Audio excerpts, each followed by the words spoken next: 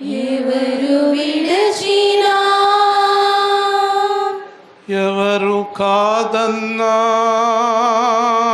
ఎవరు కాదన్నా నీవే నా దేవుడవు నీవే నా దేవుడవు నీవే నా రక్షకుడవు నీవే నా రక్షకుడవు నీవే నా ప్రియుడవు నీవే నా ప్రియుడవు నీవే నా విమోచకుడవు నీవే నా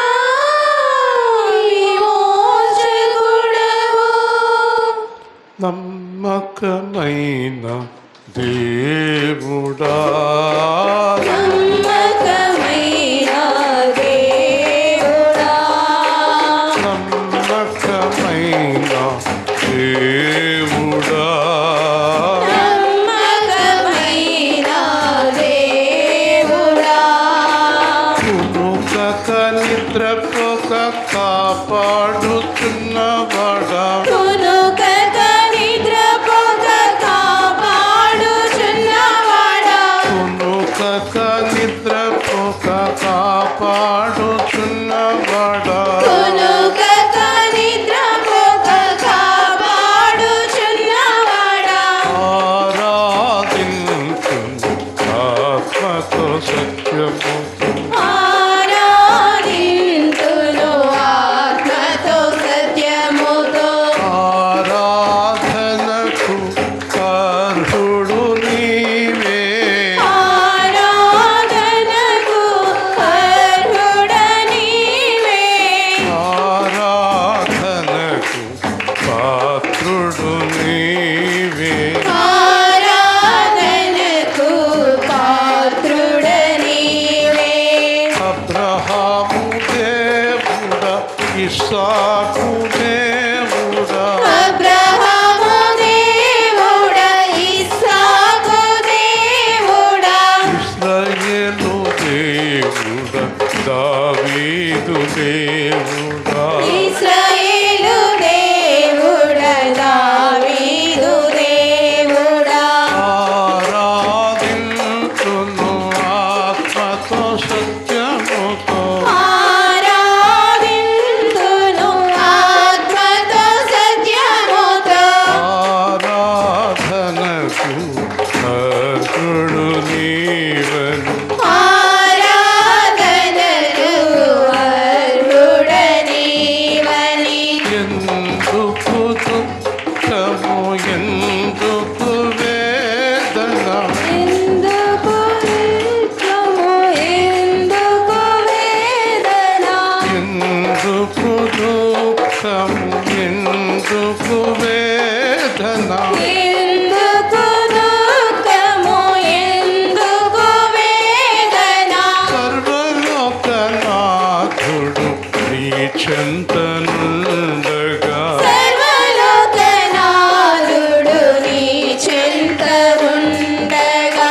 ఎందుకు భయము ఎందుకు విచారం ఎందుకు భయము ఎందుకు విచారం సర్వ సృష్టికర్త నీతో ఉండగా సర్వ సృష్టికర్త నీతో ఉండగా భయపడకుమని భయపడకుమని భయపడకుమని భయపడకుమని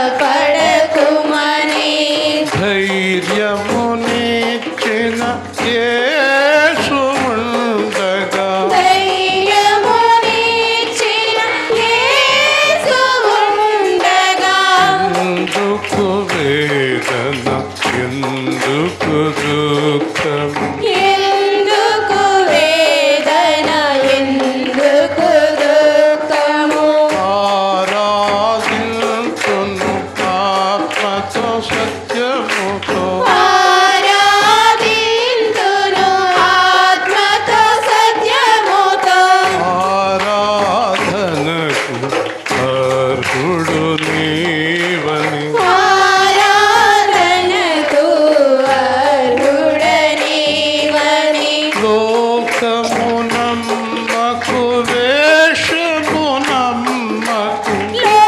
లోకమునమ్మకు వేషమునమ్మకు అపవాది వలలో చిక్కుపడకు అపవాది వలలో చిక్కుపడకు శరీరమును నమ్మి చెడిపోకు శరీరమును నమ్మి చెడిపోకు ఆశ్రయించుము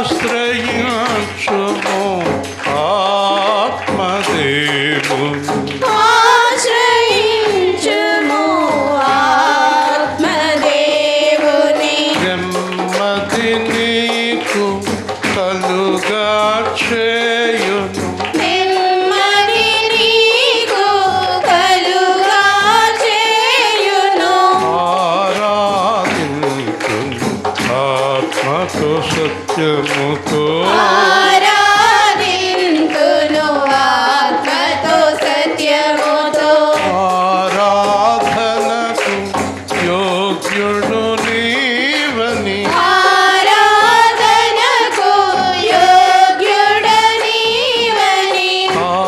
ఆరాధనకు పాత్రుడు నీవని ఆరాధనకు పాత్రుడనీవని భూమి మీద పరలోకమందునా భూమి మీద పరలోకమందును సర్వాధికారి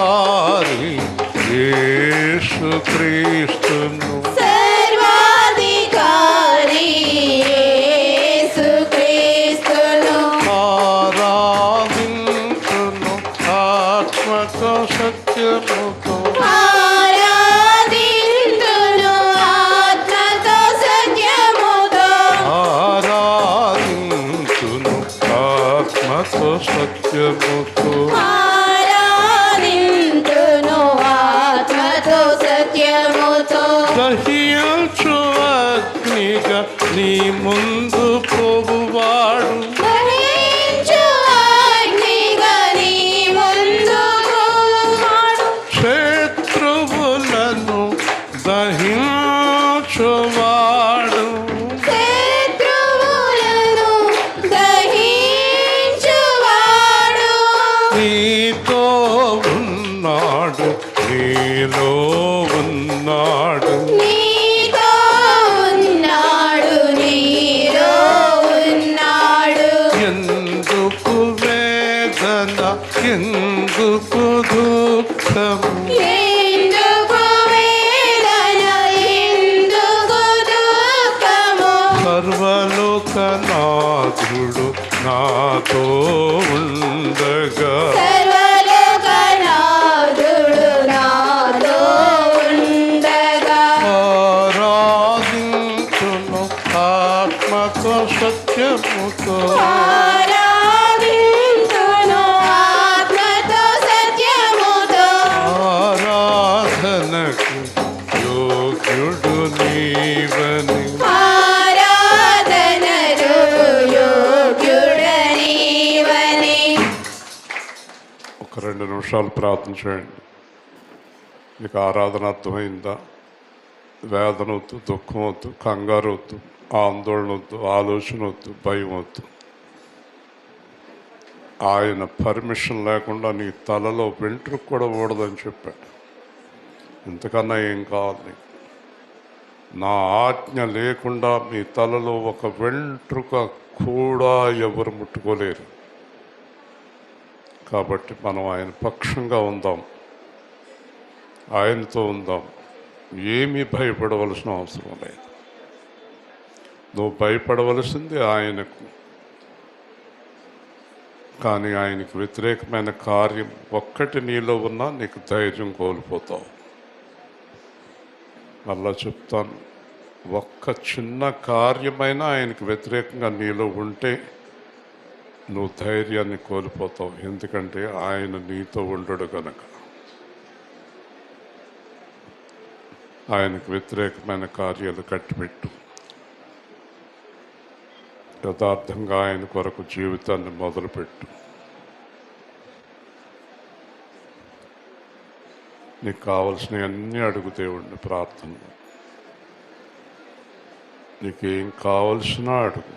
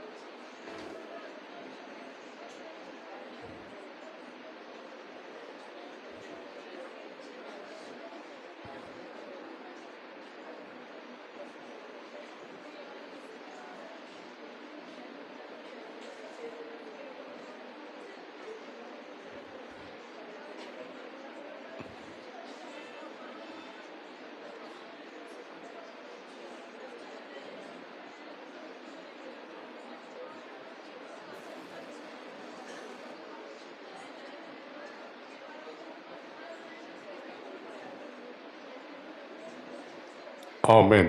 కూర్చుందాం.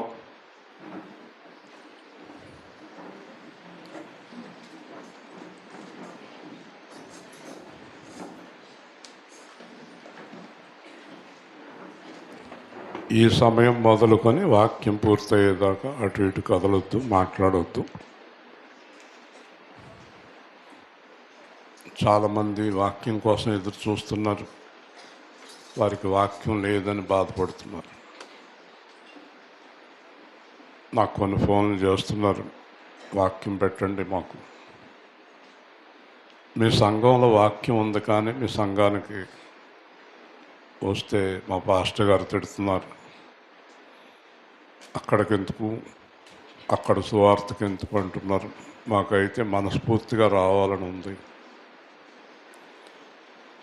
మరి వాక్యం లేక బాధపడుతుంటే వాక్యం ఉన్న మీరు ఎలా ఉన్నారు?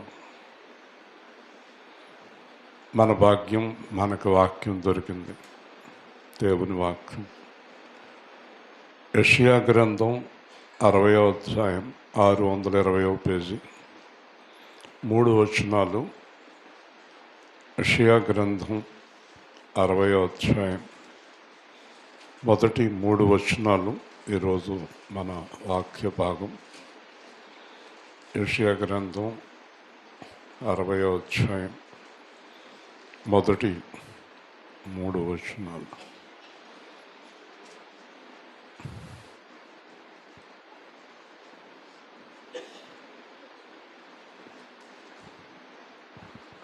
నీకు వెలుగు వచ్చి ఉన్నది, లెమ్ము తేజరిల్లుము, యెహోవా మహిమ నీ మీద ఉదయించెను. చూడుము, భూమిని చీకటి కమ్ముచున్నది, కటిక చీకటి జనములను కమ్ముచున్నది. యెహోవా నీ మీద ఉదయించుచున్నాడు, ఆయన మహిమ నీ మీద కనబడుచున్నది. జనములు నీ వెలుగునకు వచ్చేదరు, రాజులు నీ ఉదయకాంతికి వచ్చేదరు. జాగ్రత్తగా ఒక్కొక్క మాట మనం నెమ్మదిగా ధ్యానం చేద్దాం. దీనికి చాలా గతం అనేది ఉంది. ఈరోజు ఒక అద్భుతమైన రోజు. 25 సంవత్సరాల కిందట మార్చి 10వ తేదీ 12:30కి దేవుడు నాతో మాట్లాడాడు. ఈరోజుకి 25 సంవత్సరాలు అయింది. నేను దేవుడికి ప్రార్థన చేశాను. అబ్రహాముని దేవుడు 75వ ఏట పిలిచాడు. 75వ ఏట 100వ సంవత్సరంలో పిల్లవాడిని ఇచ్చాడు. 75 నుంచి 100, 25 సంవత్సరాల తర్వాత వాగ్దానాన్ని నెరవేర్చాడు. అలా లెక్కలు కాదు కానీ ఈరోజు తెల్లవారుజామున నేను అడిగాను దేవుణ్ణి, నాకు కూడా 25 ఏళ్ళు అయింది ప్రభువా, నాకు కూడా నెరవేర్చు అన్నాను. నీకు కూడా నెరవేరుస్తాను అన్నాడు. ఏమి నెరవేరుస్తారని రాజమండ్రి నుంచి వేల్పూర్ వరకు చూసుకుంటూ వచ్చాను. ఆయన నా జీవితంలో ఏమి నెరవేర్చబోతున్నాడు అని నేను దేవుడి మీద ఆనుకొని అడుగుతూ వస్తూ వచ్చాను ఇప్పటి వరకు కూడా. ఉదయకాలం నుంచి నా జీవితంలో దేవుడు ఏమి నెరవేర్చాడు అని ఆలోచన చేస్తే ఈరోజు దేవుడు అంటున్నాడు నాతో స్పష్టంగా, నీకు నా వాక్యముని ఇచ్చితిని. దేవుని స్తోత్రం. దేవుడు నాకు ఆయన వాక్యాన్ని ఇచ్చి వాగ్దానం నెరవేర్చాడు. వాగ్దానం నెరవేర్చాడు అంటే నా వాక్యము నీ నోట ఉంచుతుంది. విరుగగొట్టుటకు, పెళ్ళగించుటకు, పడగొట్టుటకు, లేవనెత్తుటకు నీకు జనముల మీద, రాజ్యం మీద అధికారం ఇచ్చితిని. కాబట్టి దేవుడు వాక్య అధికారాన్ని ఇచ్చాడు. ఈరోజు నిశ్చయం చేశాడు, నీకు వాక్యం ఇచ్చేశాను. ఇప్పుడు ఉదాహరణకి ఒక ఆఫీస్లో కానీ ఇంట్లో కానీ యజమాని దగ్గర తాళం చేతులు ఉంటాయి. ఈ తాళం చేతులు ఉన్నప్పుడు ఏదైనా అవసరం అయినప్పుడు తాళాలు ఇచ్చి, అబ్బాయి దాంట్లో కాగితం ఉంది, దాంట్లో డబ్బులు ఉంది, పట్టురా అంటున్నాడు. తాళాలు ఇస్తున్నాడు. తాళం ఇచ్చి ఆ డబ్బులు కాగితం పట్టుకెళ్ళి అక్కడ పెట్టి మళ్ళీ తాళం చేతులు తీసేసుకుంటున్నాడు. జాగ్రత్తగా వినండి. నమ్మకం లేదా నా మీద? నమ్మకం ఉంది, కానీ తాళాలు మళ్ళీ వెనక్కి తీసుకుంటున్నాడు. ఇప్పుడు నేను ఎవరితోటని చెప్పాల్సి వస్తే, మీ యజమాని నీకు తాళాలు ఇచ్చాడా అంటే, ఇచ్చాడని చెప్పేకి లేదు, ఇవ్వలేదని చెప్పేకి లేదు. ఇస్తాడండి, కానీ మళ్ళీ తీసుకుంటాడండి. ఇస్తాడండి, మళ్ళీ తీసుకుంటాడండి. అది నమ్మకం ఉంది, కానీ పూర్తిగా నమ్మకం లేదు. ఈరోజు దర్శనం ప్రకారం, వాక్యం ప్రకారం, పూర్తిగా వాగ్దానం ప్రకారం ప్రార్థన చేస్తే ఈరోజు నీకు తాళం చేతులు పూర్తిగా ఇచ్చేసాను. హల్లెలూయా. ఈరోజు దేవుడిచ్చిన వాగ్దానం, ఇంకా మనకు భయం లేదు. తాళాలు మన దగ్గర ఉన్నాయి. ఏంటా తాళాలు? పరలోక రాజ్యపు తాళపు చేతులు నీకు ఇచ్చేదను. భూమి మీద నువ్వు ఏది బంధిస్తావో అది పరలోకమందు బంధింపబడును. భూమి మీద నువ్వేది విప్పుతావో అది పరలోకమందు విప్పబడును. ఎంత అధికారాన్ని యేసు సేవా కేంద్రానికి ఈరోజు దేవుడు అనుగ్రహించాడు. ఇంతకన్నా మనం కోరుకోవడం అన్యాయం కూడా. గొప్ప అధికారాన్ని దేవుడిచ్చాడు. మనందరం కలిసి ఒక విషయంలో ప్రార్థన చేస్తే అది జరిగిపోవటం మీరు చూస్తారు. అద్భుతమైన కార్యాలు, ఈ రోజు నుంచి ఇంకా ఆశ్చర్యకరమైన కార్యాలు మందిరంలో జరగటం మీరు చూస్తారు, మీ కంటితో చూస్తారు. కాబట్టి దీనికి ముందు జరిగిన గత సంభాషణ, గత సంఘటన ఏంటంటే 99 మార్చి బుధవారం ఉదయం 11 గంటలకి నేను ఒక ఆయన దగ్గరికి వెళ్ళాను. వెళితే ఆయన పక్క కేకేశాడు. కేకేసి, ఈ రోజు నుంచి ఇంక నువ్వు రాకు, నేను రాను అన్నాడు. ఆయన ఒక్కడే బెంగళూరులో నాకు మిగిలిన వ్యక్తి. అందరూ వెళ్ళిపోయారు, ఒక్కడనే గదిలో ఉన్నాను. మీకు వీలైతే బెంగళూరులో నేనున్న గది కూడా చూపిస్తాను, అది ఇంకా కుట్టేసి మేడ కట్టకుండా ఉంటే కనుక. ఆ గదిలో ఉన్న వ్యక్తిని, అతని మీద ఆధారపడ్డాను. అతను ఒక్కడే మిగిలాడు. ఆ మిగిలిన వ్యక్తి 11 గంటలకి నన్ను కేకేసి, ఇంకా ఈ రోజు నుంచి నువ్వు రాకు, నేను నీకు కూడా రాను అన్నాడు. ఇంకా నేను కారణం అడగలేదు. సరే, భోజనం చేసి గదిలోకి వెళ్ళి అలా కూర్చున్నాను. మళ్ళీ సాయంత్రం 7 అయింది, అన్నం తిందాం అనిపించలేదు. ఉన్న ఒక్క వ్యక్తి వెళ్ళిపోయాడు. ఇంకా నాకెవ్వరూ లేరు. కంప్లీట్గా అంతా చీకటి అయిపోయింది. అయిపోయిన తర్వాత ఒక నిర్ణయానికి వచ్చాం. ఈ రాత్రి చనిపోవటమా లేక ఉదయం తిరిగి లేవటమా, బతకటమా చనిపోవటమా? ఇంకా చనిపోవటం మంచిది. అయితే ఒకసారి చనిపోయే ముందు దేవుణ్ణి అడుగుదాం. ఈరోజు వరకు దేవుడని ఇతన్ని నేను నమ్మలేదు, యేసుని దేవుడని నమ్మలేదు. కానీ ఈ రాత్రి నువ్వు దేవుడివైతే నేను బ్రతకాలని నువ్వు కోరుకుంటే నాకు సహాయం చేయి, నన్ను నిలబెట్టు. లేదంటే ఈ రాత్రి నేను చనిపోతాను అని బైబిల్లో తీశాను. యెషయా గ్రంథం 60వ అధ్యాయం ఇప్పుడు మనం చదువుకున్న 3 వాక్యాలు నాకు చూపించాడు. దేవుని స్తోత్రం, హల్లెలూయా. చనిపోవాలన్న వ్యక్తికి ఏదో వెలుగు వచ్చింది అంటున్నాడు ఏంటి అని అనుకున్నాను. నాకైతే ఏమీ అర్థం కాల. కానీ హృదయంలో నువ్వు చనిపోనక్కర్లేదు, నిన్ను నిలబెడుతున్నాను అన్నట్లుగా వినిపిస్తుంది.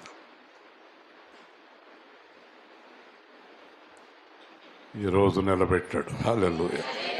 ఆయన వాగ్దానము తిరుగులేనిది, ఆయన మాట తిరుగులేనిది, ఆయన వాక్యము తిరుగులేనిది, ఆయన తిరుగులేని దేవుడు. నన్ను ఒక అతను మా ఇంటికి పనిచేస్తానికి వచ్చిన వ్యక్తి అంటున్నాడు,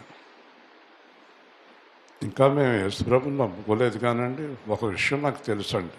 ఏంటి? యేసుప్రభు చాలా గొప్ప దేవుడు అండి. హల్లెలూయా. యేసుప్రభు చాలా గొప్ప దేవుడు అండి. మరి ఆయన నమ్ముకున్న మన జీవితాలు ఎందుకు ఇలా ఉన్నాయి?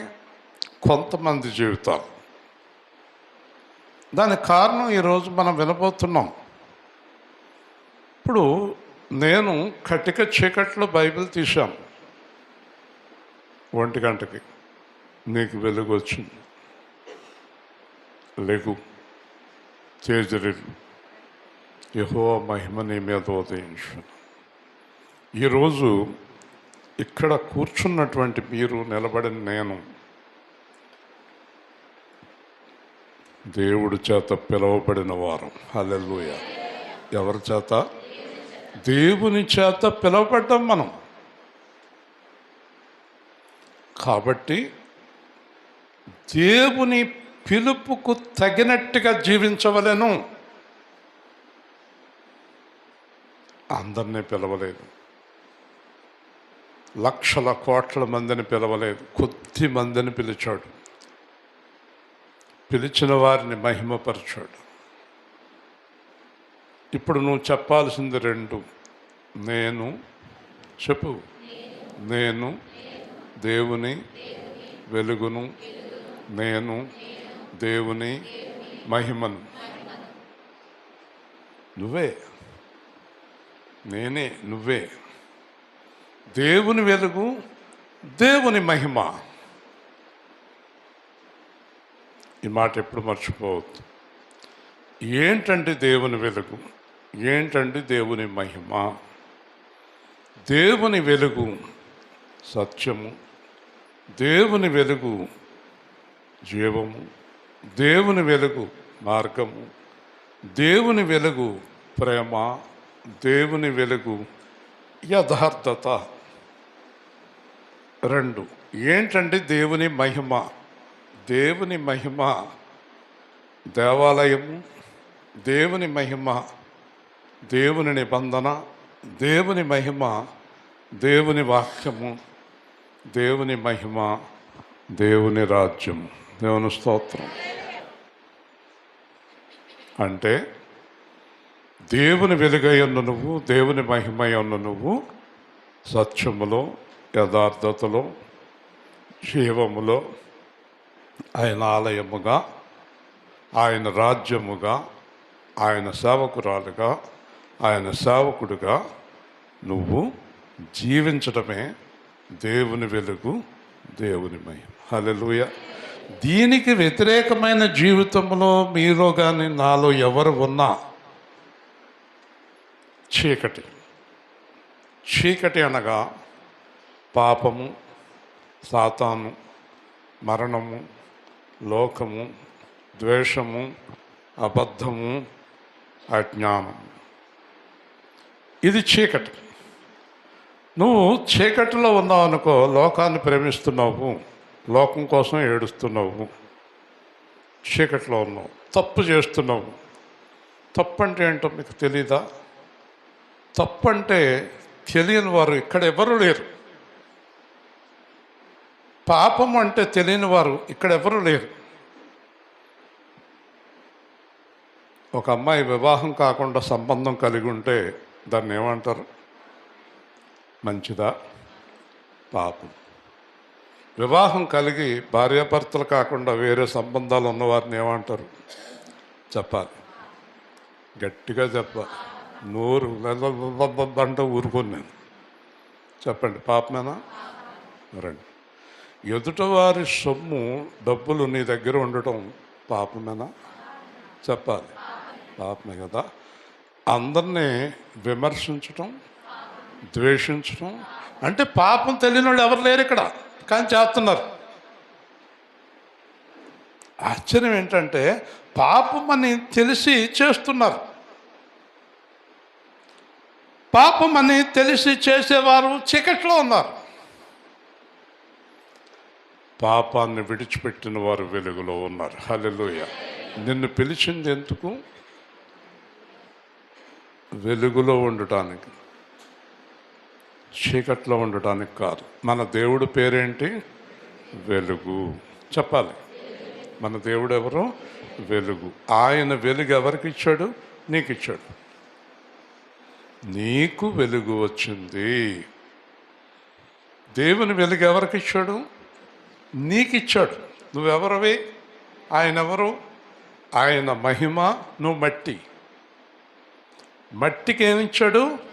వెలుగిచ్చాడు. మట్టికి ఏమిచ్చాడు? మహిమ ఇచ్చాడు. ఎందుకు ఇచ్చాడు? నమ్మకముతో. దేవుని స్తోత్రం. ఎందుకు ఇచ్చాడు? నమ్మకముతో.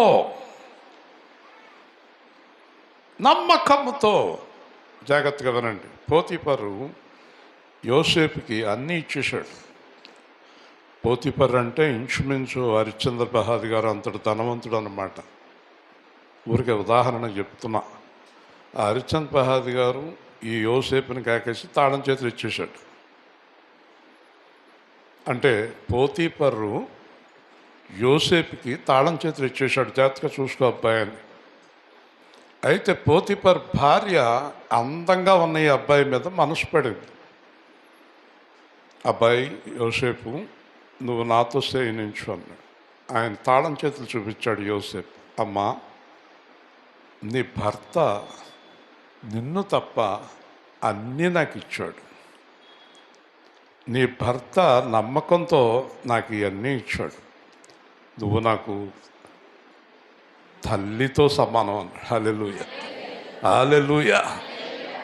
నువ్వు నాకు తల్లివి అన్నాడు. ఏడుసార్లు ఏదో కవులు చెప్తున్నావు అని అతను జైల్లో వేయించింది. కానీ గుర్తుపెట్టుకోండి, జైలు కన్నా వెళ్ళాడు కానీ తప్పు గట్టిగా హల్లెలూయా. అది వెలుగు, అది వెలుగు, అది వెలుగు. ఒకరోజు నేను కోర్టుకు వెళ్ళినప్పుడు బెంచ్ క్లర్క్కి డబ్బులు ఇస్తాం, గమ్ముని పిలుస్తాడు. ఆ రోజు బెంచ్ క్లర్క్ మారిపోయాడు. ఒక పెద్ద ఆయన కూర్చున్నాడు. నేను మామూలుగా వెళ్ళి ఇలా చేస్తుంటే అన్నాడు, కానిస్టేబుల్ అన్నాడు, ఈ కోర్టు మొత్తం మీద ఆయన ఒక్కడే లంచం తీసుకోడు అన్నాడు. హల్లెలూయా. అతనే వెలుగు ఆ కోర్టులో.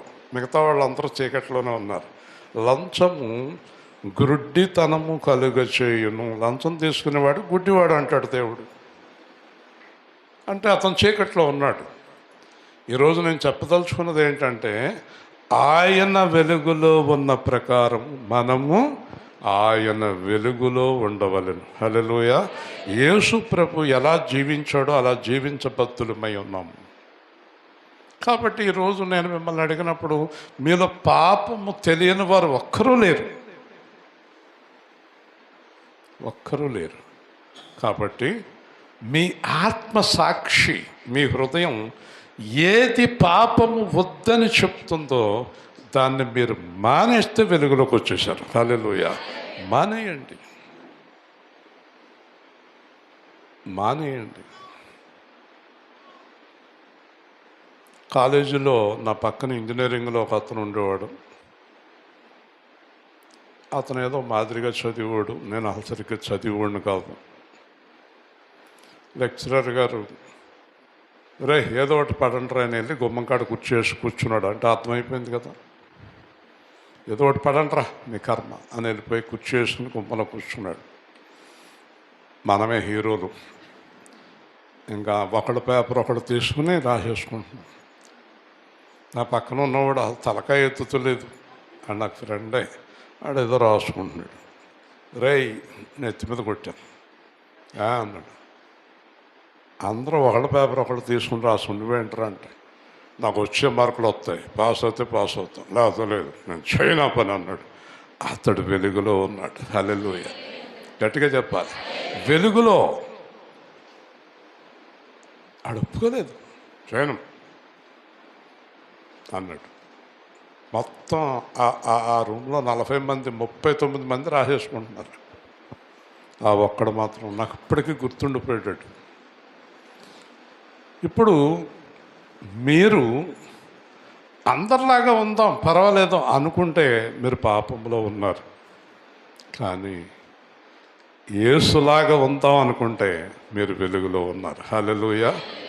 ఇప్పుడు ఇక్కడ చెప్తున్నది ఏంటంటే, నీకు వెలుగు వచ్చింది. ఎవరికి? ఎవరికి చెప్పు. నాకు. నువ్వు ఎక్కడ ఉండాలి? ఎక్కడ ఉండాలి?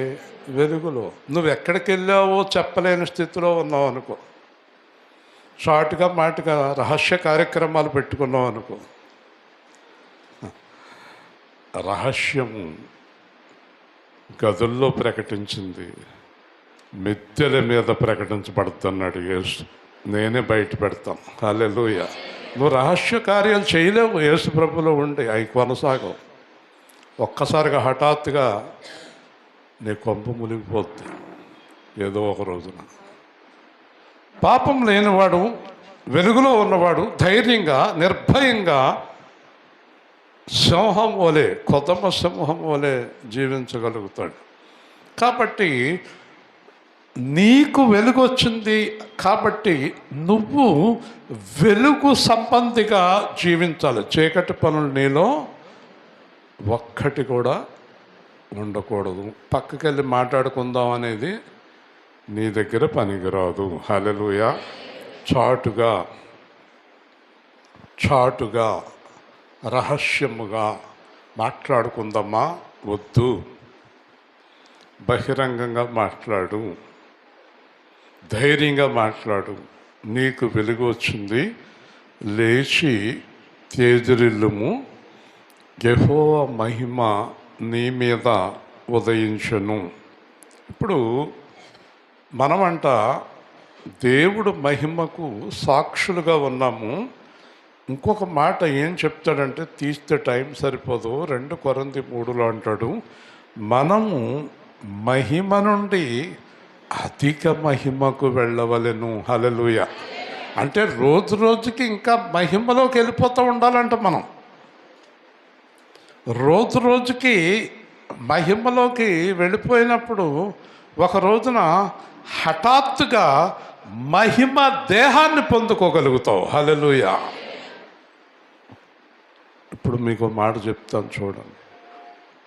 మనం రోజు రోజుకి మరణానికి దగ్గర అవుతున్నాం. పొద్దున్న అదే అంటున్నాను నేను, ఏంటి రోజులు ఇంత వేగంగా ఉన్నాయి, 2024 అప్పుడే మార్చి వెళ్ళిపోతుంది. ఎంత వేగంగా ఉన్నాయి రోజులు. మరి ఇంత వేగంగా ఉన్న రోజుల్లో ఒకటి చాలా వేగంగా మన దగ్గరకు వచ్చేస్తుంది, దాని పేరు మరణము. హల్లెలూయా. వెళ్ళిపోతాం, టైం అయిపోతుంది, వెళ్ళిపోతాం. కాబట్టి మనము వెలుగు సంబంధులుగా వెళ్ళిపోదాము. హల్లెలూయా. మహిమ దేహాన్ని ధరించుకుందాము. 2 కొరింథీ 5 ప్రకారం తీయక్కర్లేదు, మనకి మహిమ గుడారం ఉంది అక్కడ. ఇదేమో శిథిలమైపోయే గుడారం, అక్కడేమో మహిమ గుడారం. జాగ్రత్తగా చెప్తాను వినండి. ధనవంతుడు లాజరు చనిపోయిన తర్వాత ధనవంతుడు కింద కాలుతున్నాడు, లాజరు పైన ఉన్నాడు. ధనవంతుడు అంటాడు అబ్రహాంతో, లాజరు చాలా వ్యాధులతోటి భయంకరంగా ఉండేవాడు, ఇప్పుడేంటి దేవదూతలాగా ఉన్నాడేంటి అక్కడ, అంత అందముగా ఉన్నాడేంటి అక్కడ, ఇక్కడ చాలా దారుణంగా రోగాలతో ఉండేవాడు. అక్కడ అంత అందముగా ఎలా ఉన్నాడంటే అబ్రహాం అంటాడు, అతడు ఉన్నది మహిమా లోకములో మహిమా దేహముతో. హల్లెలూయా. మనం ఏం ధరించుకోవాలి? ఈ మట్టి దేహమును విడిచి మహిమ దేహంలోనికి వెళ్ళిపోవాలి. ఇప్పుడే మీరు ఊహించుకోవాలి. అలాగా మీకు కళ్ళు కనబడకపోయినా, జుట్టు ఊడిపోతున్నా, పళ్ళు ఊడిపోతున్నా అస్సలు బాధపడకూడదు. ఇది శిథిలమైపోయే దేహం. చిన్నప్పుడేమో పుట్టిన కాడి నుంచి అందంగా ఒక్కొక్కటి వస్తూ ఉంటాయి. 40 నుంచి ఒక్కొక్కటి ఓడుతూ ఉంటుంది, వస్తూ ఉంటుంది, ఓడుతూ ఉంటుంది.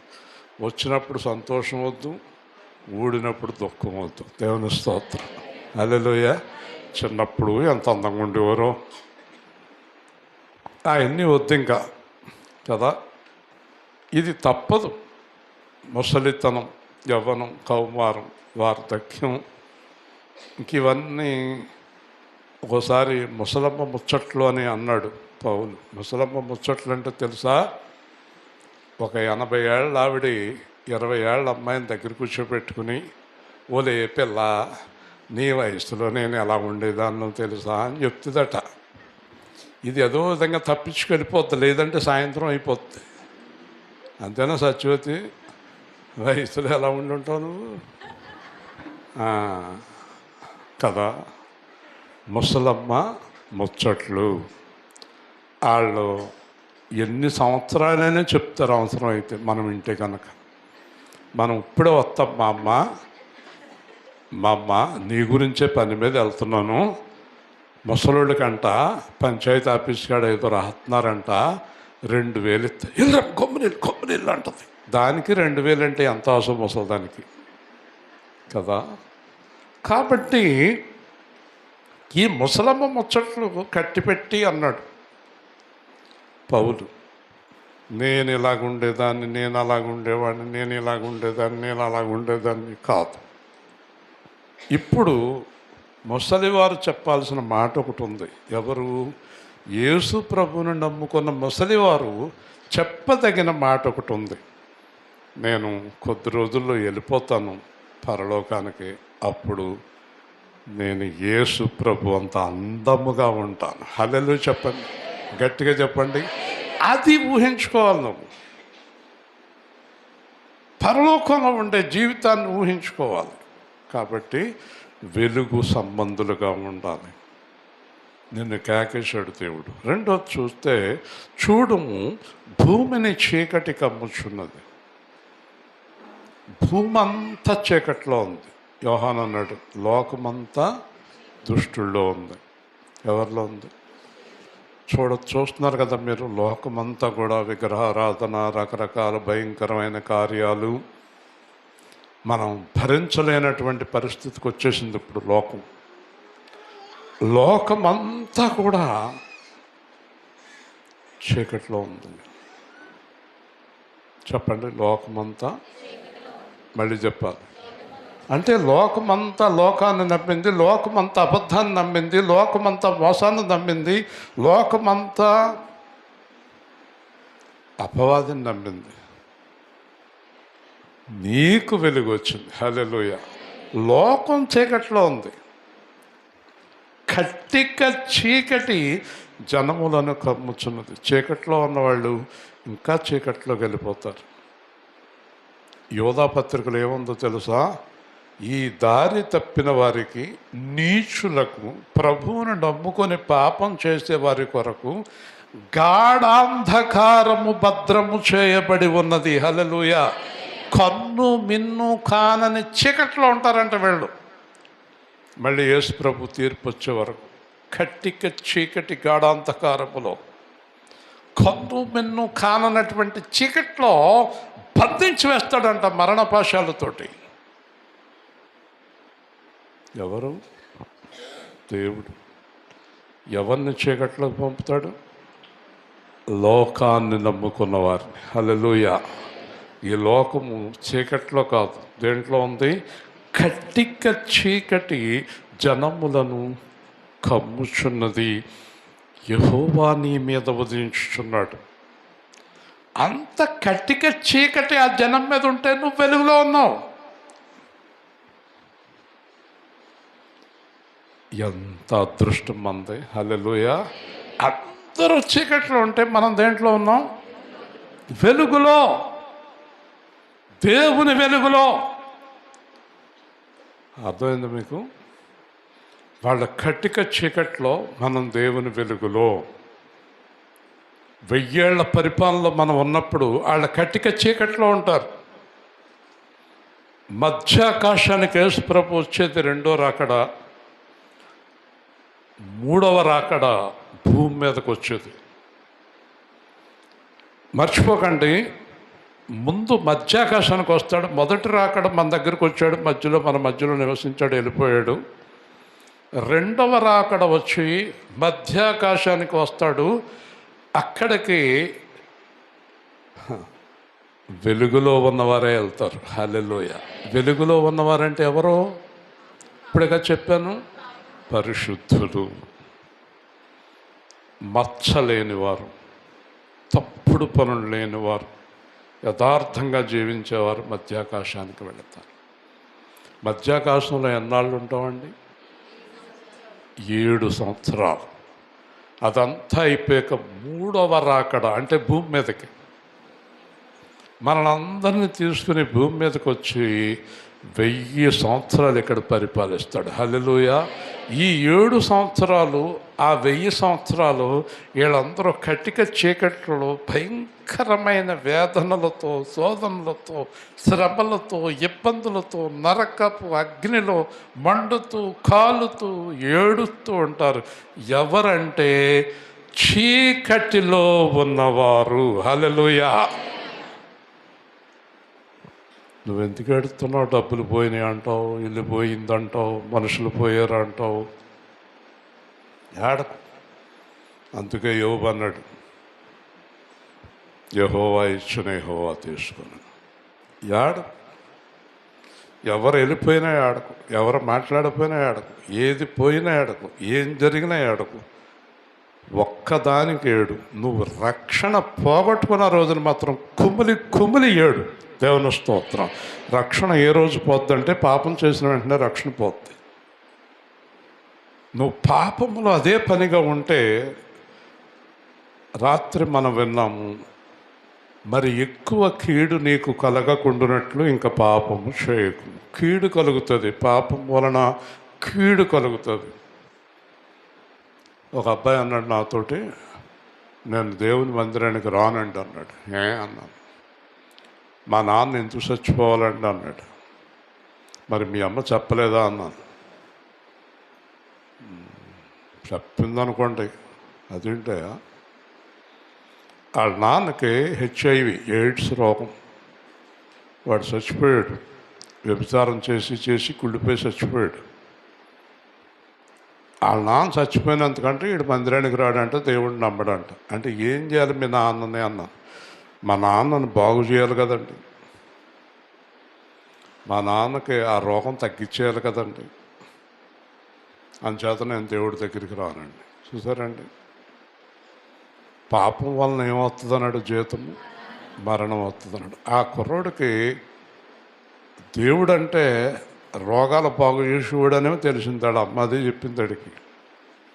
దేవుడు అంటే రోగాలు బాగు చేయడానికి రాలేదు ఇక్కడికి,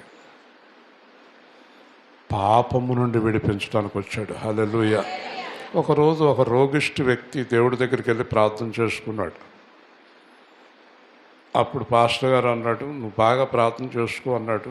అలాంటి వ్యక్తి ప్రార్థన చేసుకున్నాక కొంతసేపటికి సిలువలో ఇతను కనబడ్డాడు. ఇతనికి దర్శనం వచ్చింది.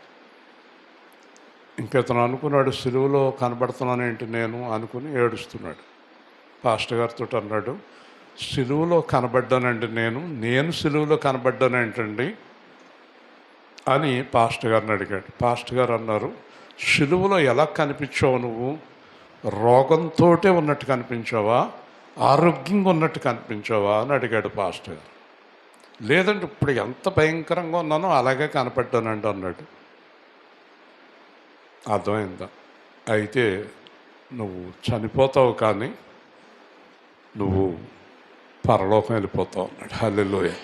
అంటే మన రోగములను ఆయన భరించను, మన వ్యసనములను వహించను. కొంతమందిని స్వస్థపరుస్తాడు, కొంతమందిని ఉంచేస్తాడు.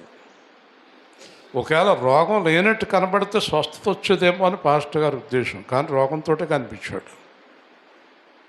కాబట్టి ఆ పిల్లవాడికి అర్థమయ్యేటట్టు చెప్పాలి ఆ తల్లి. ఎందుకు వెళ్ళాడు బయటికి చెప్తున్నాను కదా, ఒకసారి చెప్తే కంట్రోల్ అయిపోవాలి. కాబట్టి క్రమశిక్షణ లేక పాడైపోతారు ఎవరైనా సరే, జీవితాలు పోతాయి. బెత్తం వాడాలి. కాబట్టి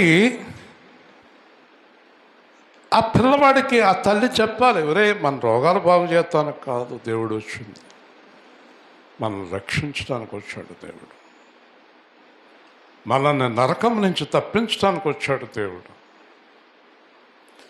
మనం చేసిన పాపాల నుంచి విడిపించడానికి వచ్చాడు దేవుడు.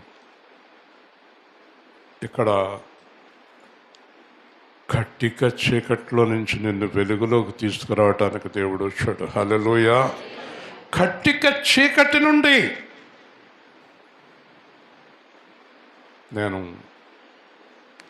ఆ రోజు మార్చి 10వ తేదీ 25 సంవత్సరాల కిందట కట్టిక చీకట్లో ఉన్నాను, కానీ అద్భుతమైన వెలుగులోనికి నడిపించాడు. హల్లెలూయా. ఇప్పుడు నేను చేయవలసిందేంటి? నేను చీకట్లో నుంచి వెలుగులోకి వచ్చాను కనుక చీకట్లో ఉన్నవారిని వెలుగులోనికి నడిపించే పని నాకు అప్పగించాడు. హల్లెలూయా. నాకు మాత్రమే కాదు, పిలువబడిన వారందరికీ అప్పగించాడు. మీరందరూ ఏం చేయాలి? మీరు ఇప్పుడు వెలుగులో ఉన్నారా, చీకట్లో ఉన్నారు? చీకట్లో ఉన్నవారిని ఏం చేయాలి? అది మనకు అప్పగించిన పని. చీకట్లో ఎవరున్నారు?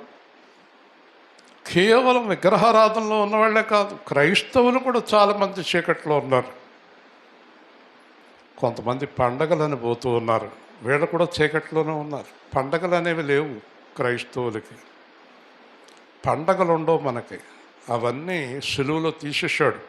అమావాస్య దినాలు, పండుగలు, దినాలు, దిబ్బలు అన్నీ క్యాన్సిల్ చేశాడు దేవుడు సిలువలో. అది ఇప్పుడు సబ్జెక్ట్ చెప్తే కంటపడుతుంది. ఏమీ లేవు కొత్త నిబంధన ప్రకారం. డబ్బులు పోగేసుకోవడానికి కొన్ని సంఘాలలో పండగలని పెడుతూ ఉంటారు. సంవత్సరానికి వాళ్ళకి ఆదాయం 10 లక్షలు వస్తే పండగల పేరుతోటి ₹1 కోటి వస్తుంది వాళ్ళకి. మామూలుగా సంఘాలకు వెళ్ళేవాళ్ళు 500, 1000, 2000 ఉంటే పండగలకు వెళ్ళేవాళ్ళు 4-5 లక్షల మంది ఉంటారు. ఈ 4-5 లక్షల మంది ద్వారా చెప్పండి ఇంజనీర్ గారు, ఆదాయం పెరుగుతుంది కదా. మరి అదే పండగ. పండగ ఎవరికి? ఎల్లునోడికి కాదు, వాళ్ళకి. మరి అంతే కదా. ఎందుకండి మనకు పండగలు? మనకు రోజు దేవుని వాక్యం అందుతూ ఉంది, మనం పండగలకు వెళ్ళాల్సిన అవసరం ఉందా? అజ్ఞానం. ఈ పండగలకు వెళ్ళే వాళ్ళందరూ ఎవరు?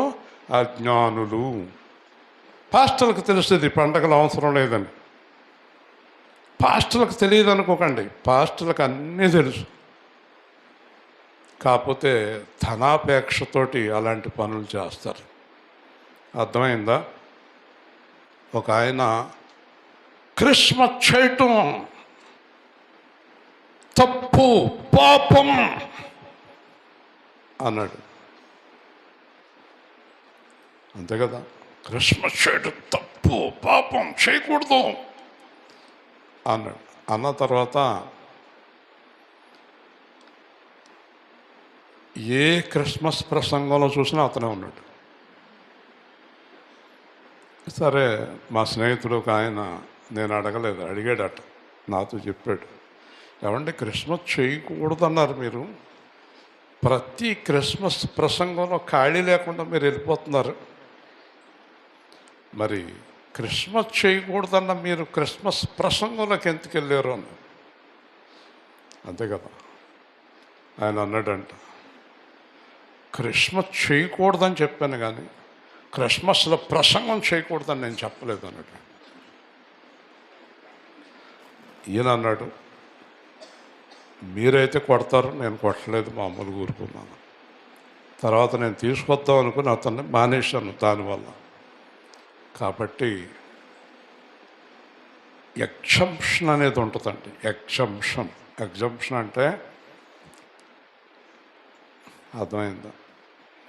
మైన్స్లో నేను ఎండీగా ఉన్నప్పుడు ఒక ఆయన no no no no no no no no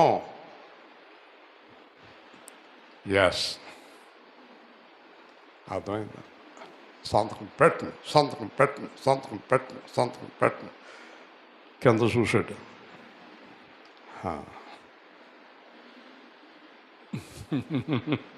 ఓ ₹1,00,000 ఉన్నాయి కింద, పెట్టేయడం సంతకం. పాస్టర్లు అంతే, ఎగ్జామ్షన్. నీకు ప్రార్థన చేస్తాను అనుకుంటున్నావా? కాదండి, ఇవాళ పొద్దున్నే అనుకోకుండా 10 లక్షలు వచ్చినాయండి. దశంభాగం పట్టుకొచ్చానండి. ఈసారి జాగ్రత్త, రేపటి నుంచి జాగ్రత్త. ఇవాళ నుంచి కాదు, రేపటి నుంచి జాగ్రత్త, జాగ్రత్త. నేనేదో కోపడ్డానని బాధపడకు అన్నాడు. ఈ జేబులో వేసుకున్నాడు. ఈడ అందరూ దేంట్లో ఉన్నారు? కట్టిక చీకటిలో. దేవుని స్తోత్రం, హల్లెలూయా. ఈ పాపము నీ దృష్టికి చీకటి కలగజేస్తుంది. పాపము మీకు తెలియంది కాదు, పాపము చాలా సంతోషంగా ఉంటుంది చేసేటప్పుడు. అసలు పాపములో ఉన్న సంతోషం పరిశుద్ధతలో లేదు. పాపపు పని, ప్రతి పని కూడా చాలా సంతోషాన్ని ఇస్తుంది. కానీ అది పాము నీడ లాంటిది, పాము పడగ లాంటిది. పాపము సంతోషం అయిన తర్వాత రయ్యన చిక్కాటేస్తుంది. నేను దేవుని స్తోత్రం. పాపము నిన్ను చంపేస్తుంది. ఇప్పుడు పాపము ఎంత భయంకరమైందో చెప్పటానికి ఒకే ఒక్క ఉదాహరణ ఇదే. పాపము ఎంత భయంకరమైందంటే అలాగ దేవుడు వచ్చి ఏలాడవలసిన వచ్చినంత భయంకరమైనది పాపము. దేవుని స్తోత్రం. ఇంకా పాపం గురించి ఏం చెప్పం? అయినా పాపం మాంతలేదు, అయినా అబద్ధాలు మాంతలేదు, అయినా మోసం మాంతలేదు, అయినా దురాశ పోవటం లేదు, అయినా అత్యాశ పోవటం లేదు. ఓకే, యెహోవా నీ మీద విజయించుచున్నాడు, ఆయన మహిమ నీ మీద కనబడుచున్నది. నువ్వంట ఈ జనముల మధ్యన, ఏ జనమో తెలుసా? వక్ర జనము. ఏ జనము? వంకర జనం. ఈ జనముల మధ్యన జ్యోతుల వలె కనిపిస్తున్నారు అన్నాడు పౌలు. హల్లెలూయా. అంటే నువ్వు వెలుగుతో వెళ్తూ ఉండగా వాళ్ళు చీకట్లో ఉన్నారు. ఆయన మహిమ నీ మీద ఉంది, ఆయన నీతో ఉన్నాడు, నువ్వు దేవుణ్ణి చూపిస్తున్నావు. ఈరోజు సందేశం ఏంటో తెలుసా? నువ్వు చీకటి గలవారి మధ్యకి వెళుతున్నావు, కానీ నువ్వు చీకట్లో కలవలేదు, వెలుగుతో ఉన్నావు. చివరిగా జనములు నీ వెలుగునకు వచ్చెదరు, రాజులు నీ ఉదయకాంతికి వచ్చెదరు. అంటే దాని అర్థం ఏంటో తెలుసా? చీకట్లో ఉన్నవారికి నువ్వు వెలుగు, రుచి లేని వారికి నువ్వు ఉప్పు. నీ జీవితం చూసి వాళ్ళు వెలుగులోనికి, ఉప్పులోనికి వస్తారు. ఎందుకు వస్తారంటే నా వెలుగు నీలో ఉంది, నా మహిమ నీతోటి ఉంది. హల్లెలూయా. నా వెలుగు నీతో ఉంది, నా మహిమ నీతోటి ఉంది. కాబట్టి నా మహిమను బట్టి, నా వెలుగును బట్టి జనములు నీ యొద్దకు వచ్చెదరు. హల్లెలూయా. ఒకే ఒక్క సాక్ష్యం మీకు చెప్తున్నాను, చూసారా? 25 సంవత్సరాల కిందట ఎవ్వరూ నా దగ్గర లేరు. ఇవాళ 300 మంది ఉన్నారు. దేవుని స్తోత్రం, హల్లెలూయా. దేవుని వాగ్దానం నెరవేరిందా? ఇంకా నెరవేరుతుంది. ఈరోజు మీరు గట్టిగా పేపర్ మీద రాసుకోండి. యేసు సేవా కేంద్రంలో 2000 మంది ఆరాధిస్తారు. దేవుని స్తోత్రం. ఎందుకు? వెలుగు, దేవుని వాక్యం. దేవుని మహిమ. ఈ మాట నాకు ఎప్పుడో ఇచ్చాడు దేవుడు. 4,000 చేతులు అన్నాడు. 2,000 మందికి 4,000 చేతులు ఆరాధిస్తాయి.